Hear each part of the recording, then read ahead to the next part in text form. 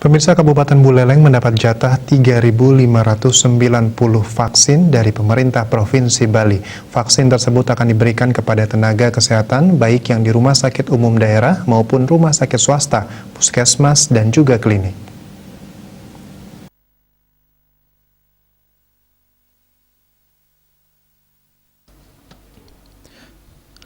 Hal tersebut diungkapkan Sekda Buleleng, Gede Suyase pada Rabu siang.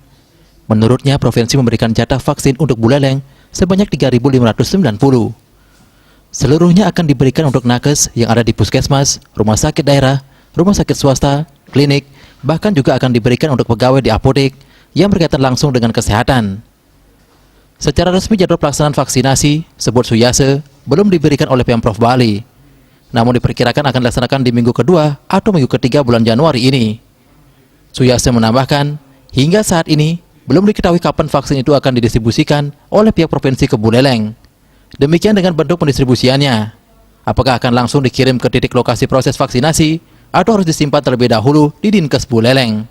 Sudah disiapin aplikasi, kemudian sudah yang diverifikasi. Nanti akan dilakukan vaksin pada seluruh nakes, baik yang ada di rumah sakit pemerintah maupun rumah sakit swasta, termasuk klinik-klinik, termasuk apotek. Ya, petugas-petugas apoteker yang melakukan pelayanan, dalam bahasanya adalah tenaga nakes pendukung. Nah, itu akan ditempatkan di 22 titik, ya, seluruh puskesmas yang siap dan juga rumah sakit umum daerah. Nah, di situ ada 2 shift, jadi ada yang bertugas 14 orang, 7 orang tahap 1, 7 orang tahap 2. Jadi fase 1, fase 2, atau shift 1, shift 2, ya.